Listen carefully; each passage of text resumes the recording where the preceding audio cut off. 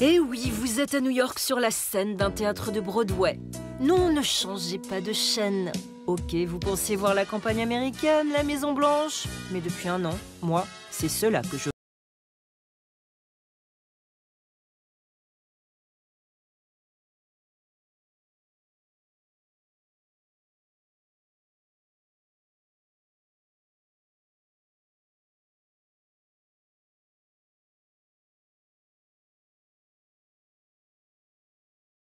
Le public, vous avide de changement. Vous, nous les citoyens, le peuple, dans ce monde si compliqué, nous attendons tous autre chose des politiques.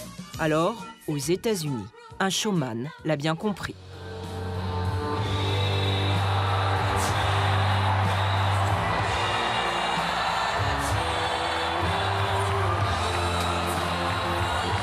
Vous l'avez reconnu, Trump, Donald Trump. Ce jeune premier en politique de 70 ans, ce chef d'entreprise milliardaire, roi de la télé-réalité, a fait voler en éclats les règles de la communication politique. Une histoire comme on n'en avait jamais vu dans une démocratie moderne.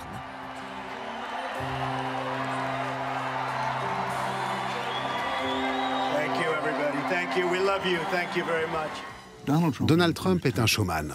Et il a compris, au-delà de toute mesure, que l'élection présidentielle américaine, c'est aussi du show business. Hillary Clinton est une femme politique ennuyeuse. Elle ne déchaîne pas les foules comme Barack Obama. Donald Trump a créé de nouvelles règles. La question c'est, est-ce qu'elles peuvent s'appliquer aux autres et changeront-elles la politique pour toujours?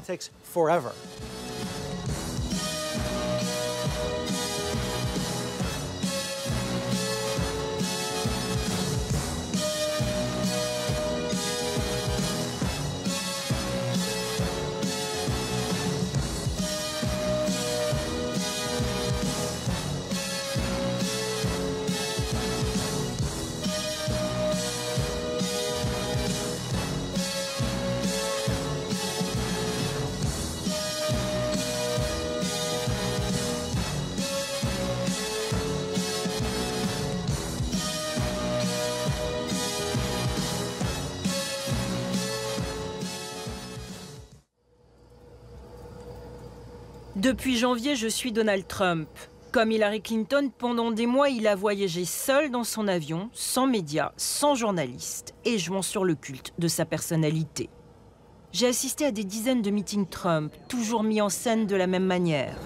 D'abord, nous arrivons dans une petite salle et nous sommes parqués au fond.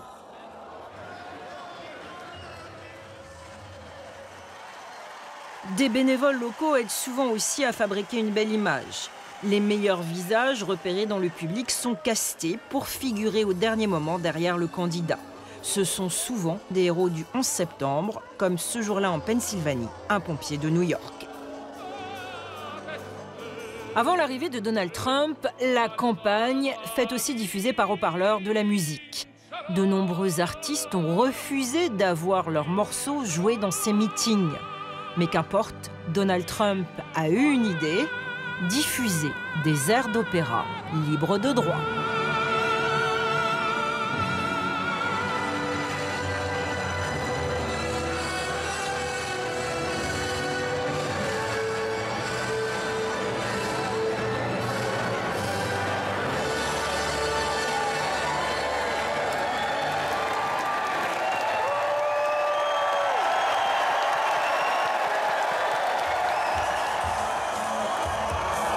Après l'opéra et en attendant le ténor de la soirée, des chauffeurs de salle assurent la première partie. Vous n'en avez pas marre de ces élites qui vous disent quoi faire, qui vous disent quoi dire, qui vous disent quoi penser? Trop, c'est trop. Trop, c'est trop. Si vous en avez marre que l'on vous mente, tapez des pieds avec moi.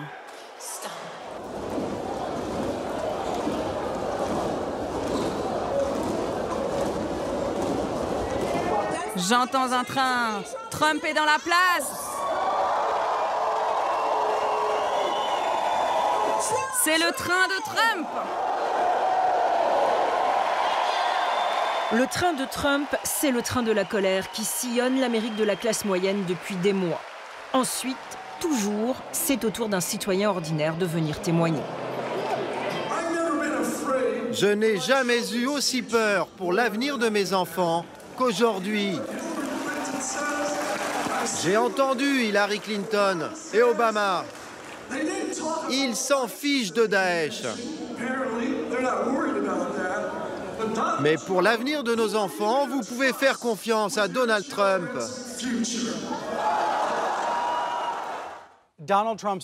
Pour ces meetings, Donald Trump a une stratégie bien précise. Il regroupe des milliers de personnes et s'assure que tout le pays le voit dire à ses électeurs « Vous n'êtes pas seul ». Et au final, l'image a un effet symbolique très puissant.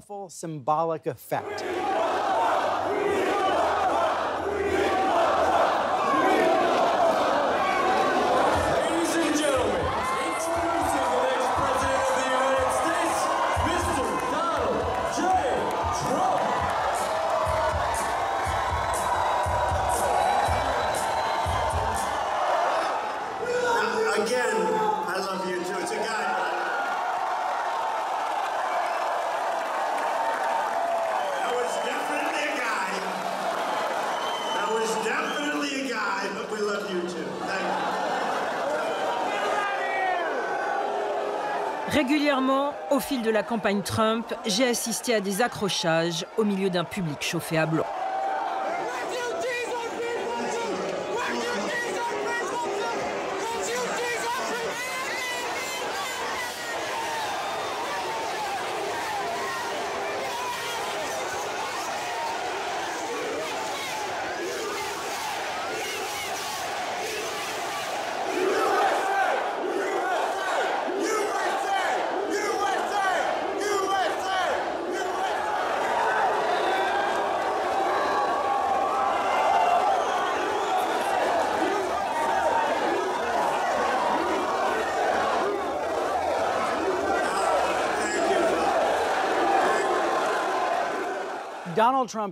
À une époque, Donald Trump apparaissait en guest star dans des matchs de catch.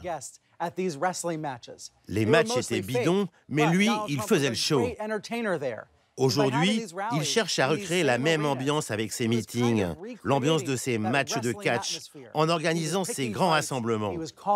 Il lance des défis, des pics, il promet de grandes choses et surtout donne un vrai spectacle. C'est très bien, mais les téléspectateurs ne doivent pas se laisser avoir. If we could get Russia to help us get rid of ISIS, if we could actually be friendly with Russia, wouldn't that be a good thing? Is that okay? These people chop off heads, they drown people in steel cages. You're Christian, they chop off your head. Folks, and then they say waterboarding. What do you think of waterboarding? I think waterboarding's fine. They say...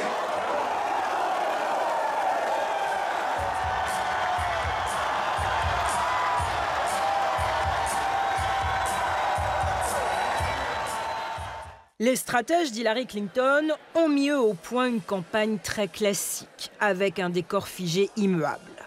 Nous, journalistes politiques, sommes toujours tenus à l'écart de la candidate. Pendant plus de 6 mois, nous n'aurons donc aucune possibilité de l'approcher pour la questionner. Sur scène, un podium de présidente et un prompteur pour les discours importants. Souvent présente cette journaliste politique de NBC News qui connaît bien Hillary, et une photographe payée par la campagne, une des seules autorisées en coulisses. Un dispositif sans faille, sous contrôle, au service d'une candidate transformée en machine politique. Elle est assez prévisible, un peu raide. On peut dire coincée même. Mais c'est une femme politique bien au centre. Elle ne propose rien d'extrême. En fait, elle suit les traces d'Obama. Mais c'est OK, c'est normal. Mais c'est pas excitant. Le problème, c'est qu'en face d'elle, on a un candidat qui est prêt à baisser son pantalon à la moindre occasion. Ils sont complètement différents. Quand elle passe à la télé, on sait déjà ce qu'elle va dire. dire, des choses constructives. Est-ce que ça fait la une? Now imagine Donald Trump sitting in the Situation Room, making life or death decisions on behalf of the United States. Imagine him deciding whether to send your spouses or children into battle. Imagine if he had not just his Twitter account at his disposal when he's angry, but America's entire arsenal. Do we want his finger anywhere near the button? You want to say something for French television and French radio? Préférant serrer des mains que répondre à la volée à nos questions, Hillary Clinton achève toujours ses meetings par un petit bain de foule et parfois, il y a des surprises.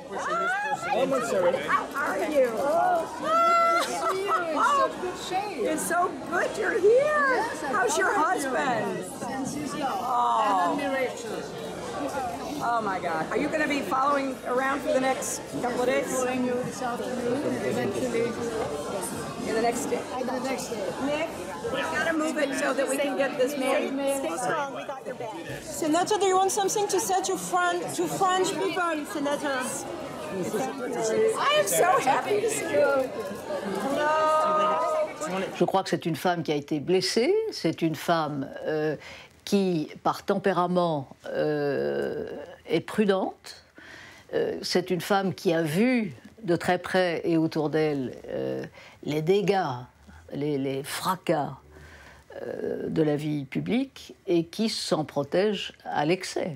Elle s'est, encore une fois, enfermée dans un personnage fabriqué par des conseillers en communication, avec probablement trop de répétitions, trop de formules, trop de faux rires, trop d'exercices comme on en voit sur les late shows où on est obligé de s'esclaffer, plaisanteries de garçon bas.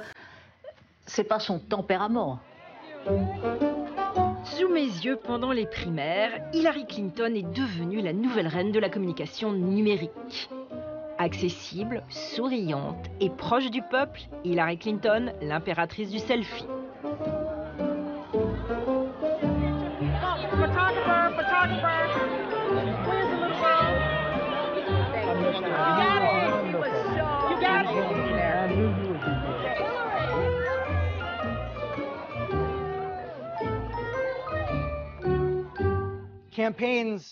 Une campagne, c'est de l'émotion. Est-ce que la personne est sympathique? Est-ce qu'elle vous protégera? Est-ce qu'elle vous ressemble? Les candidats répondent à travers leurs selfies, leurs vidéos Facebook ou leurs tweets. Et c'est vrai que les réseaux sociaux sont essentiels pour leur campagne. Mais en même temps, nous, les journalistes, on doit leur rappeler l'enjeu des élections. On n'élit pas un président avec qui on aimerait boire une bière, mais quelqu'un capable de prendre des décisions pour changer nos vies.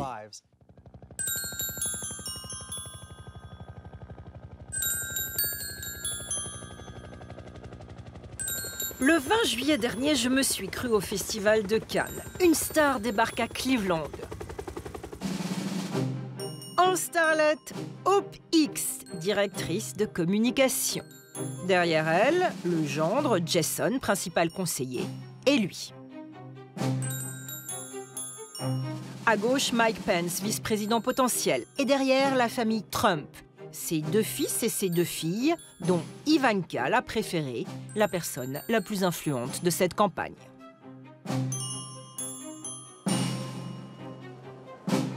Il y a un an, peu d'observateurs prenaient au sérieux Trump l'outsider. Cette semaine de juillet, il sera sacré candidat du Parti républicain en prime time devant des millions d'Américains. Dernière répétition avec comme seul public, nous, les journalistes, qu'il méprise tant.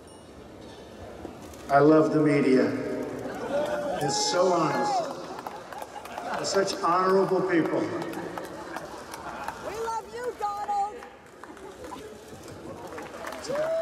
Trump a toujours le bon mot. 4 jours de spectacle, pardon de convention, 50 000 militants, une production républicaine à 110 millions de dollars et pour démarrer, un classique américain. I pledge allegiance to the flag of the United States of America and to the republic for which it stands, one nation, under God, indivisible, with liberty and justice for all.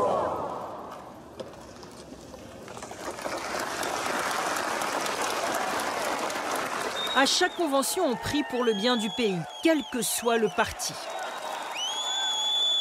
À Cleveland, la nouveauté fut cependant cet invité, le pasteur de Donald Trump, fondateur d'une chaîne de télévision chrétienne. Hello, Republicans! We are more than ever. We will solve the problems together. Together, together, together, together. Shout together. Shout together. And I know, without a shadow of a doubt, that Donald J. Trump will make sure that all Americans will have jobs. Shout, Trump, Trump, Trump, Trump, Trump. Un téléévangéliste suivi par Rudolph Giuliani, l'ancien maire de New York, et aussi des vedettes de la télé-réalité, comme le chasseur de la série Duck Dynasty. Cette année n'a pas été facile pour les médias. Ils se sont trompés sur toute la ligne, et pendant longtemps.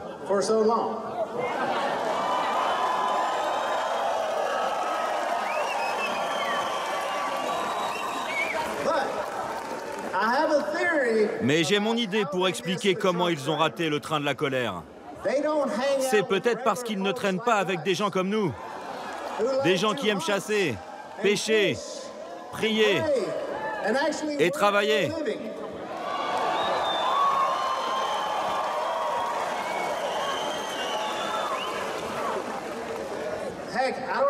Je ne sais même pas s'ils savent comment parler aux gens de l'Amérique profonde. Quand je leur dis que je viens de Louisiane, ils me parlent très lentement et très fort. Que Dieu vous bénisse.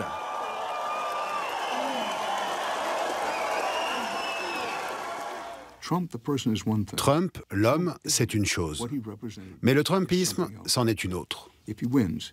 S'il gagne, c'est parce qu'il a donné la parole à ceux qui ont l'impression de ne pas être entendus. Que nous, qui vivons sur les deux côtes, la côte Est et la côte Ouest, c'est-à-dire Boston, Washington, New York d'un côté, Los Angeles, San Francisco et Seattle de l'autre, nous n'écoutons pas l'Amérique du Milieu. Nous la survolons. Une grande partie de ces gens pensent qu'on ne les écoute pas, qu'on ne se préoccupe pas d'eux, qu'on ne se préoccupe pas de leurs problèmes. D'abord, l'immigration. Est-ce qu'on est allé trop loin? Et puis le commerce international, avec tous ces traités. Et la question raciale. Ça, c'est un problème fondamental qui n'a été traité que partiellement.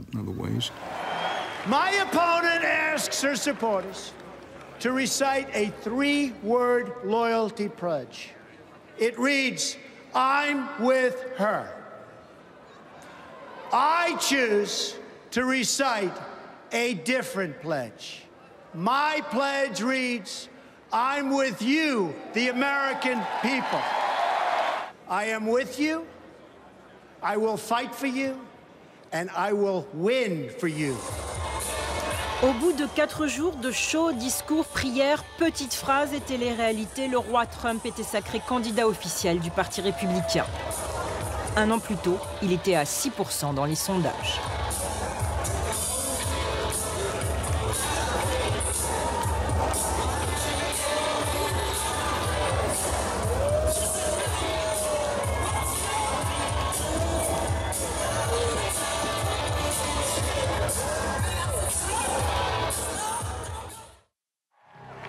Here is a woman.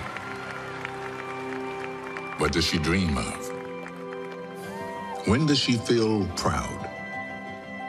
How many times will she leave her mark? How many ways will she light up the world? She's got this wonderful, infectious laugh that carries quite far. And sometimes it'll be surprising because you'll be in the middle of something and she'll go, ha! And there's a joy and a mirth that I think sometimes the public doesn't always see. I love to watch her with people and I can see the effect of her kindness and that it's real. Non, on ne parle pas de Wonder Woman, mais bien de la candidate Hillary Clinton dans un film commandé par le Parti démocrate à des réalisateurs d'Hollywood. Une bio-épique produite par la créatrice de la série Scandale. Hillary Clinton a fourni des images inédites et c'est l'acteur Morgan Freeman qui raconte cette belle histoire. How many times will she leave her mark? How many ways will she light up the world? This is the woman. Cette super production fut le prélude à la convention démocrate de Philadelphie où tout Hollywood se mit au service de la candidate. Dans les premiers rôles, sur scène, j'ai vu des stars illuminées.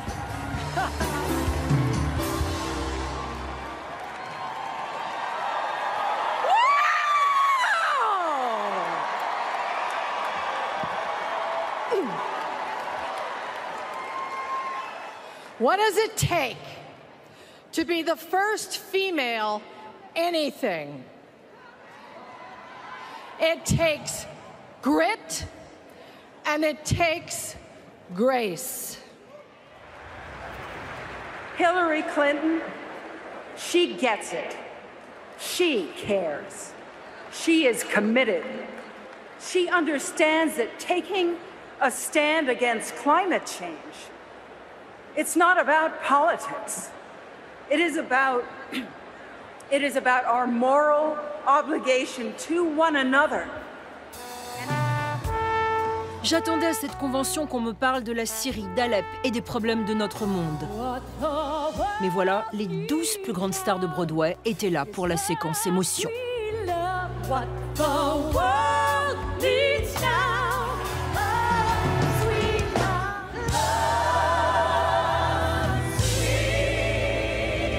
L'amour, l'amour, repris en chœur par 50 000 personnes.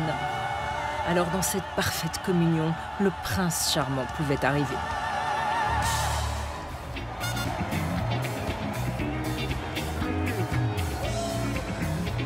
Thank you.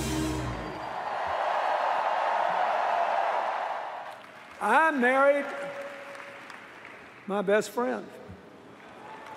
I was still in awe after more than 4 years of being around her at how smart and strong and loving and caring she was. And I really hoped that her choosing me and rejecting my advice to pursue her own career was a decision she would never regret. Bill Clinton racontant son amour éternel pour Hillary pendant la moitié de son discours. Bingo géant pour 53% des électeurs américains, les femmes.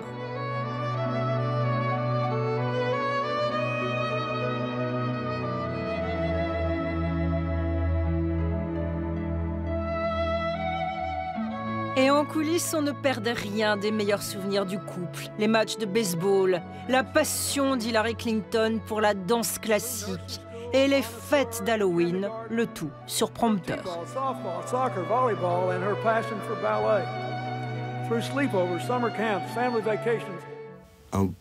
Il y a un nivellement par le bas des campagnes présidentielles américaines qui s'est aggravé après la Deuxième Guerre mondiale et surtout au début des années 70. Les campagnes électorales ont perdu en substance. Il ne s'agit plus de politique, mais de personnalité. Il y a la personnalité du candidat, mais aussi le personnage qu'il joue. Ce sont deux choses différentes.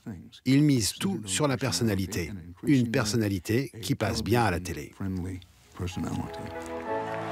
44 présidents et 44 personnalités en plus de 2 siècles. Le 45e locataire de la Maison-Blanche sera-t-il une femme? La première apparition d'Hillary Clinton cet été à la Convention était en tout cas très attendue. Et voici comment elle est apparue devant ses fans.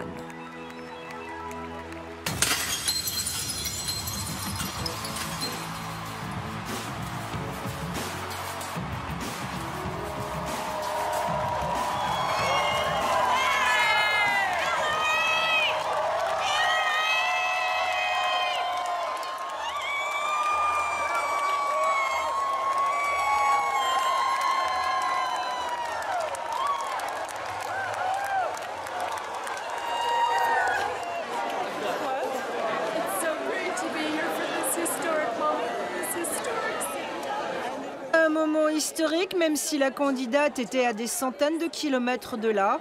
Celle qui a réglé cette mise en scène virtuelle, c'est elle, Jennifer Palmieri. Êtes-vous fière de ce que vous avez fait jusqu'à présent? Ça a été une année difficile. Les campagnes électorales, c'est compliqué. Le pays fait face à beaucoup de crises. Le combat a été dur. Mais je suis confiante pour cet automne. Je suis fière d'Hillary. Chaque jour, elle fait ce qu'elle a à faire. Elle ne se décourage pas et elle continue d'avancer.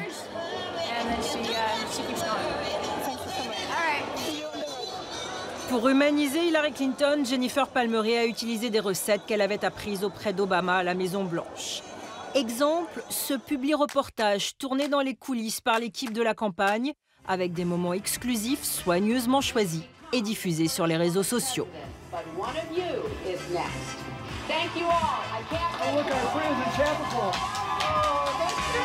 I hope you don't mind me saying she's a little more qualified than you are. I put myself in that category. So. She goes, I love it. You couldn't have up there walking in the class. Well, you should be proud. I'm so proud.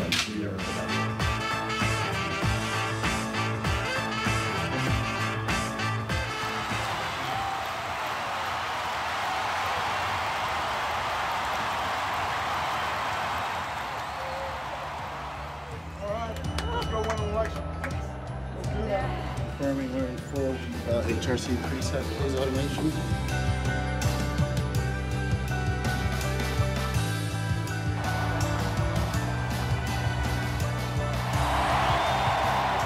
Ok, retour sur scène au direct et au prompteur avec le discours d'investiture d'Hillary Clinton. We will defend all our rights, civil rights, human rights, and voting rights, women's rights and workers' rights, LGBT rights, and the rights of people with disabilities. And in the end, it comes down to what Donald Trump doesn't get. America is great because America is good. 23 ans après être entrée à la Maison-Blanche aux côtés de son mari président, 8 ans après avoir perdu les primaires face à Barack Obama, tout au long de cet été, Hillary Clinton a joué sur une campagne classique. Cette convention parfaitement orchestrée aura coûté 130 millions de dollars et elle était, à cette époque, en tête des sondages. Toute l'année, Hillary Clinton et Donald Trump vont s'affronter sur un thème sensible, l'immigration clandestine. La campagne Trump a produit cette publicité télévisée. Les Syriens nous envahissent. Les immigrés inculpés de crimes peuvent rester chez nous. Ils touchent des prestations sociales et passent devant les Américains. Avec notre frontière grande ouverte, c'est de pire en pire. L'Amérique de Donald Trump est sûre. Les terroristes et les criminels n'entrent pas. La frontière est bien gardée et nos familles en sécurité. À chaque interview ou meeting, Donald Trump répète aussi les mêmes mots. I'd do something very severe unless they contributed or gave us the money to build the wall. I'd build it. I'd build it very nicely. I'm very good at building. Construire le mur, cela devient 3 mots, un slogan politique. Build that wall. Build that wall. Build that wall. Build that wall. Build that wall. Build that wall. 3 mots, un cri de ralliement pour une Amérique inquiète des soubresauts du monde.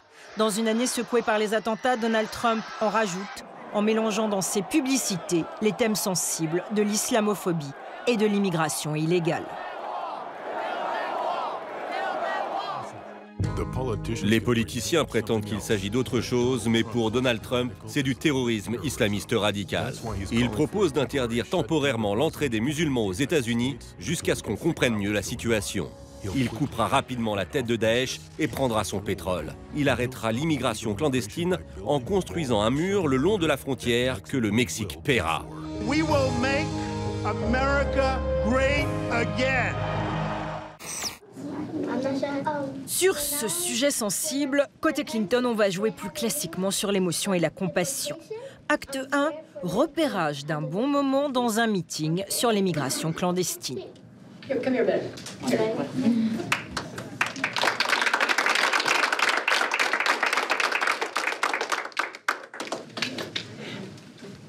I'm going to do everything I can so you don't have to be scared. And you don't have to worry about what happens to your dad or somebody else in your family. I feel really, really strongly that you're being very brave. And you have to be brave for them, too. Because they want you to be happy. They want you to be successful. They don't want you to worry too much. Let me do the worrying. I'll do all the worrying. Is that a deal?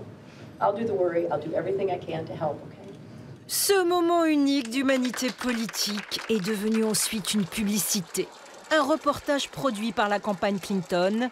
Et la petite fille sauvée par la candidate sera récupérée par le service après-vente à la Convention démocrate.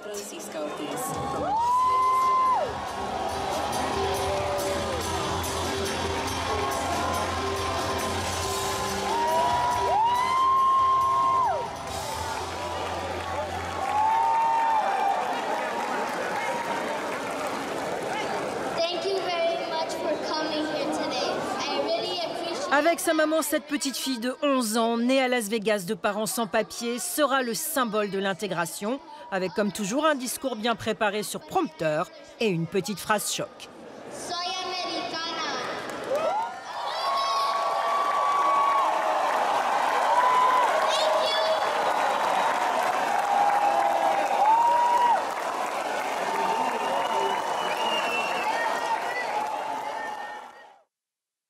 Pendant ces mois de campagne, Donald Trump a saturé les ondes du matin au soir avec ses phrases choc, reprises en boucle sur tous les médias. I will be the greatest jobs president that God ever created.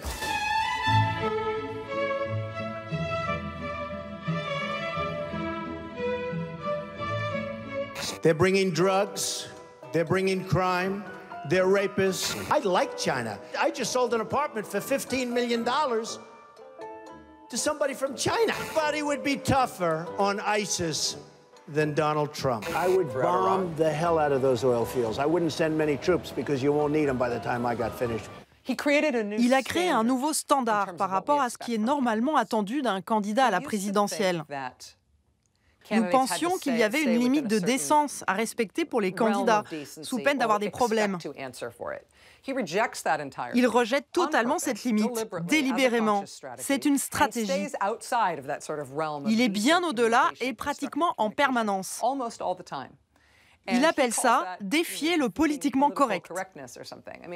C'est surtout très loin de la décence habituelle. Trump a eu une couverture plus importante dans les médias dès le début. C'était lui la meilleure histoire. Il était nouveau en politique, milliardaire, businessman, star de la télé-réalité, et on n'avait jamais vu quelqu'un comme lui se porter candidat à la présidence. Il disait des choses surprenantes et choquantes, et tous les jours, il se passait quelque chose. Il a donc captivé les médias quotidiennement pour le meilleur ou pour le pire. La stratégie de Donald Trump fut simple. Dès 7 h du matin, je me réveillais avec lui, donnant des interviews par téléphone à la télévision. Côté People, il a aussi reçu chez lui Barbara Walters, 87 ans, journaliste, qui confesse depuis des décennies toutes les stars. Barbara, invitée en exclusivité à visiter son triplex à 100 millions de dollars et à recueillir les rares paroles de son épouse, Melania. Mrs. Trump, it's a pleasure to see you, and we don't see you that often. You're not on the campaign trail. How do you feel about campaigning? Well, it's my choice not to be there. I support my husband 100%.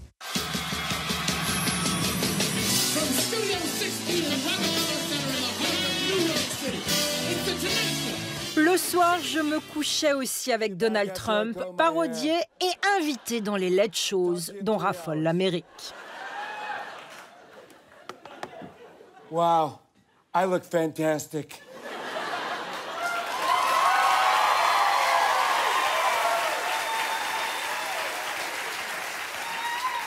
No, we look fantastic, and I mean really fantastic. Il crève l'écran. Il le sait et il sait comment faire.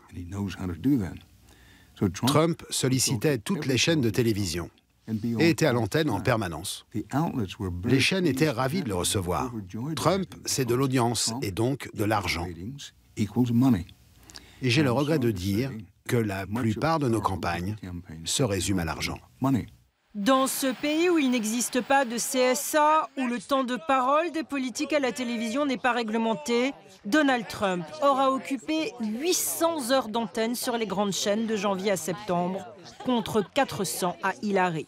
Il aura économisé ainsi plusieurs centaines de millions de dollars en publicité politique. Je ne pense pas que la presse ait mal géré cette élection. Je pense qu'il faut être indulgent. La presse a appris sur le tas comment traiter un phénomène comme Trump, parce qu'on n'a jamais eu affaire à quelque chose de ce type. D'un côté, on a eu les médias mainstream qui ont décidé de ne pas être objectifs du tout et de dire « c'est terrible, on ne peut pas laisser faire ça ». Et d'autres qui ont tout fait pour essayer de le traiter comme un candidat normal. On a vraiment appris sur le tas. Au fil des mois, les stratèges d'Hillary Clinton ont sans cesse scruté les moindres dérapages d'un adversaire qui parle souvent vite et fort. Donald J. Trump is calling for a total and complete shutdown of Muslims entering the United States until our country's representatives can figure out what the hell is going on. Après cette phrase, Hillary Clinton et ses conseillers ont donc eu une idée sur les musulmans. Une opération est lancée, l'opération Khan. Khazir Khan, héros militaire d'origine pakistanaise, tué en Irak à l'âge de 27 ans, qui laisse une famille, évidemment, éplorée. Les parents Khan vont alors être invités par les démocrates à parler en vedette à la Convention. Le plaidoyer de M. Khan contre le racisme et l'islamophobie va surprendre.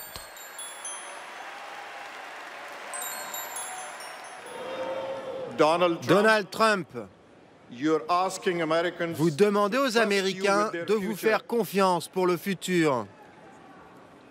Mais je vous le demande, avez-vous jamais lu la Constitution des États-Unis?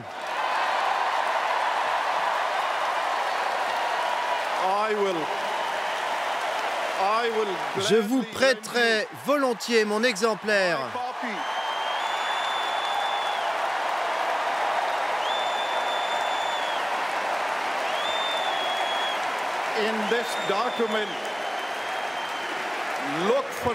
Cherchez-y les mots. Cherchez-y les mots liberté et égalité des droits. En quelques minutes, M. Khan devient le héros de l'Amérique. Une minute d'émotion en prime time. Une arme politique de destruction massive. Mais pour une raison incompréhensible, Donald Trump décide d'attaquer le héros. If you look at his wife, she was standing there. She had nothing to say. She probably, maybe she wasn't allowed to have anything to say. You tell me, but plenty of people have written that. She was extremely quiet.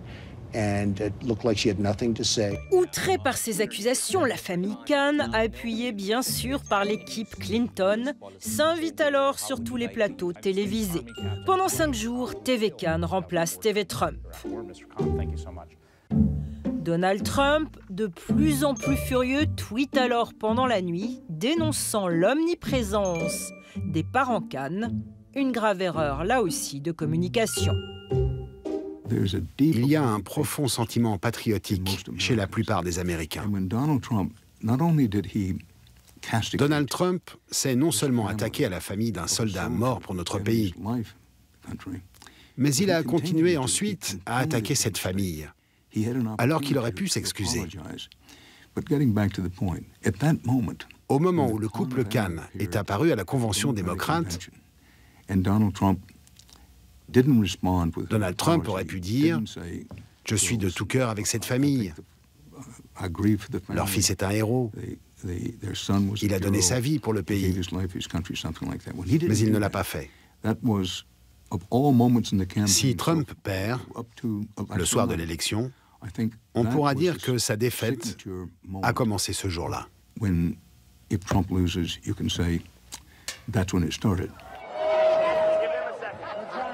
À chacun sa faute. Dans une campagne où toute erreur peut s'avérer fatale, Hillary Clinton, en tête des sondages cet été, critique alors devant la communauté gay l'Amérique qui vote Trump. You could put half of Trump's supporters into what I call the basket of deplorables. Right?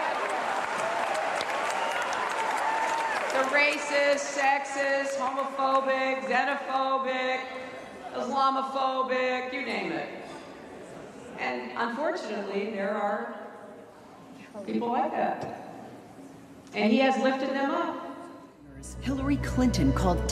Un dérapage aussitôt utilisé par la campagne Trump qui entend montrer ainsi le vrai visage de la candidate de l'establishment.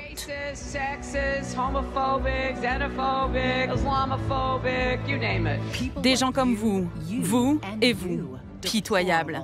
Vous savez ce qui est pitoyable? C'est Hillary Clinton, qui diabolise cruellement les gens qui travaillent dur, comme vous. Ce moment a été catastrophique pour Hillary Clinton. Premièrement, ce n'est pas vrai. En plus, ses excuses se sont fait attendre et elle n'était pas à la hauteur. There must be consequences. Let's see if I get some water here. You do talk a lot in this campaign.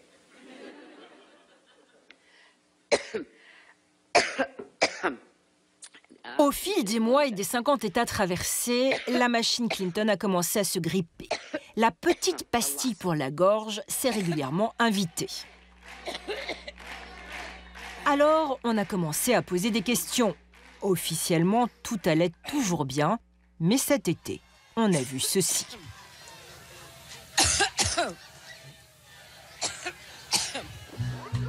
Une quinte de toux de plus de 2 minutes à Cleveland. Hillary Clinton est incapable de parler.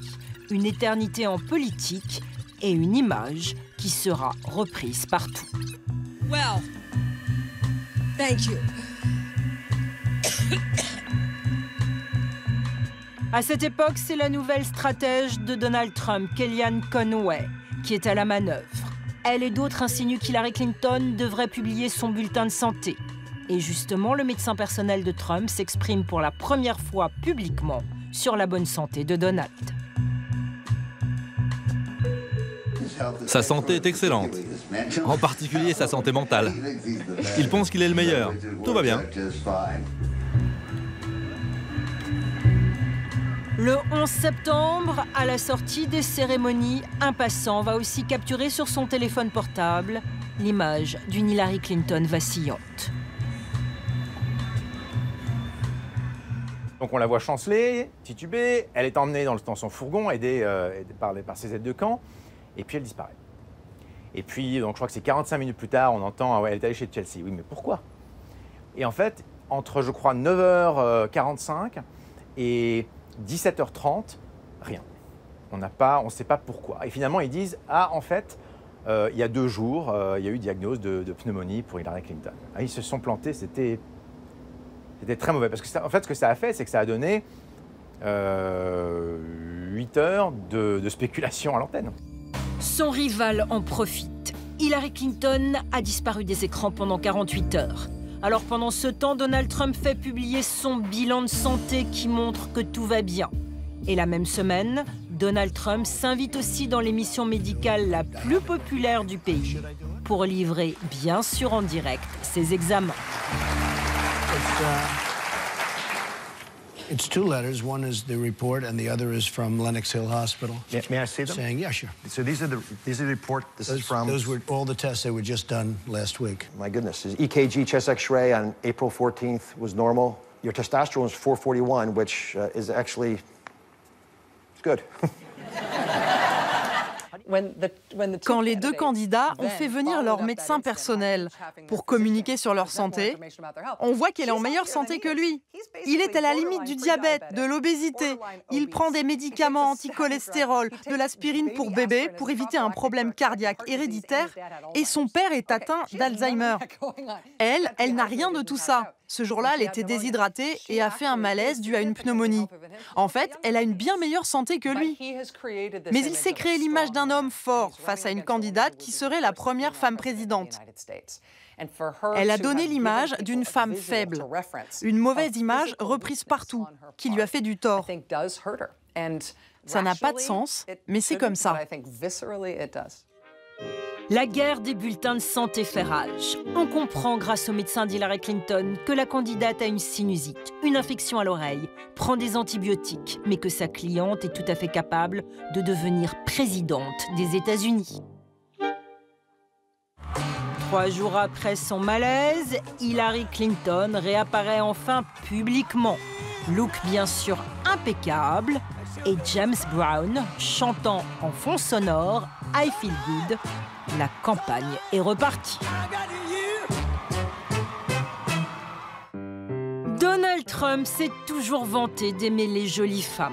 Pendant les années 90, il organisait les concours Miss Univers très médiatisés. En 1997, il chaperonne Miss Venezuela, devenue Miss Univers.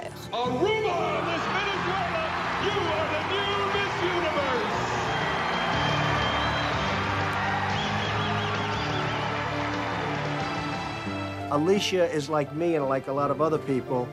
I love to eat. We all love to eat. Not all of us, some of you are lucky, but we eat. We like to eat. 19 ans plus tard, les limiers de la campagne Clinton enquêtent sur cette relation. Et le 26 septembre, lors du premier débat télévisé, Hillary Clinton a parfaitement préparé son attaque.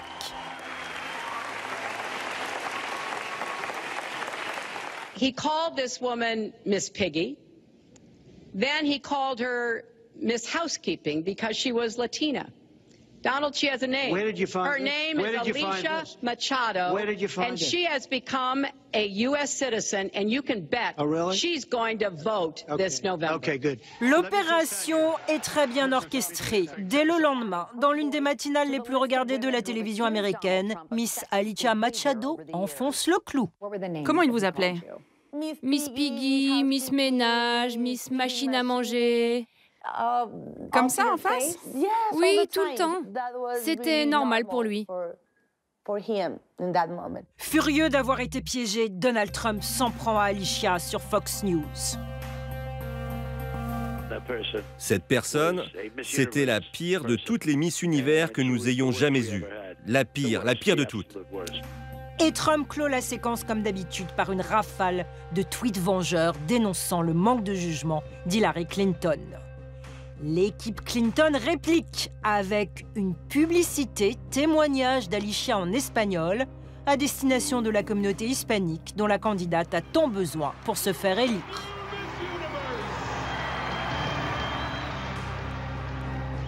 Il me disait « tu es grosse, tu es moche ». Il m'appelait Miss Piggy, Miss Ménage.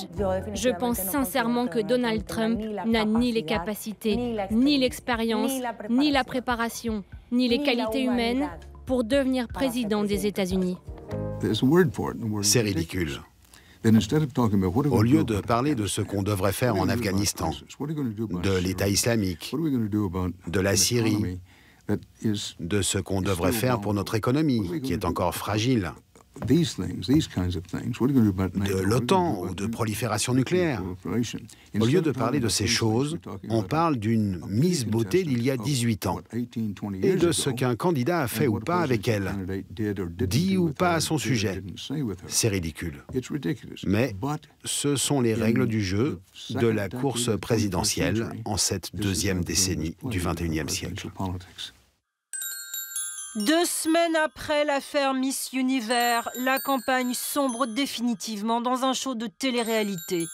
Les journalistes d'investigation enquêtent sur le passé de Trump, ses affaires, ses conquêtes. Et dans une concurrence effrénée, le très sérieux Washington Post sort l'arme fatale.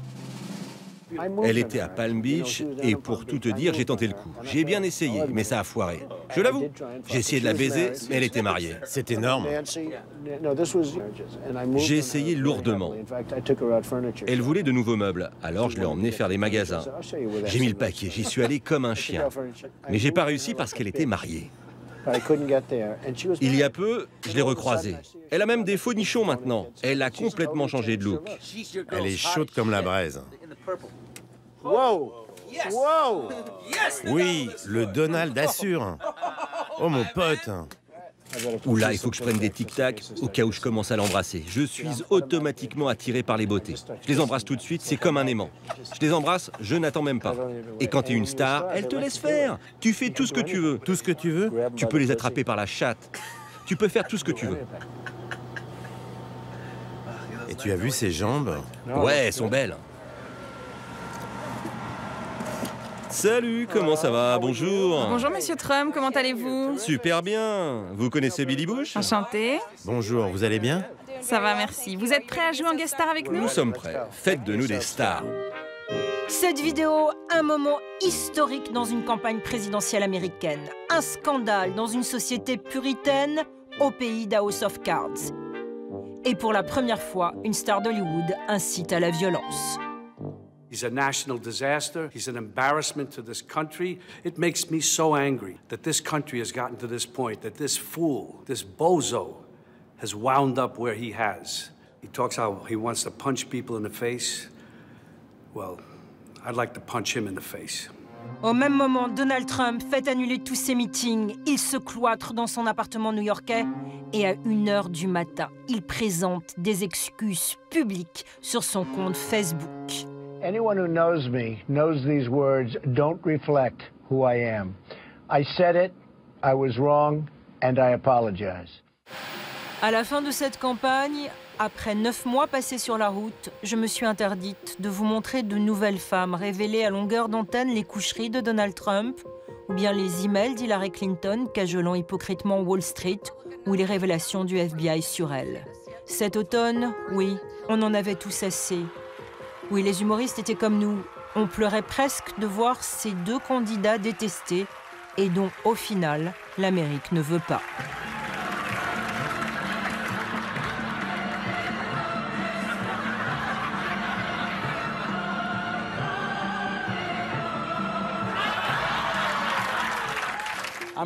J'ai peur de l'élection de 2020. J'ai du mal à l'imaginer. À imaginer comment les candidats s'inspireront de Trump et de sa boîte à outils. Et j'espère et je prie pour que l'élection ne soit pas aussi vulgaire et aussi négative que celle de cette année. Cette élection a été dégradante et déprimante. Le niveau a été si bas, si pitoyable. Avec un peu de chance, on aura une élection plus raisonnée la prochaine fois. Quel que soit le vainqueur, en 2016, l'Amérique aura montré sa colère, sa violence, ses divisions et un show politique comme jamais auparavant. Dans ce monde impitoyable dans lequel nous sommes tous, le gentleman de l'information, Dan Rader, reste pourtant optimiste. Quel que soit le résultat de cette élection, la question sera la suivante. Est-ce que le vainqueur, Donald Trump ou Hillary Clinton, parviendra à convaincre les Américains de regarder vers l'avenir? Notre destinée, à nous les Américains, a toujours été de regarder au-delà de l'horizon. Est-ce que le prochain président, après cette campagne souvent ridicule et parfois complètement délirante, parviendra à rassembler le pays? Parviendrons-nous à avancer comme nous l'avons toujours fait? Je parie que oui.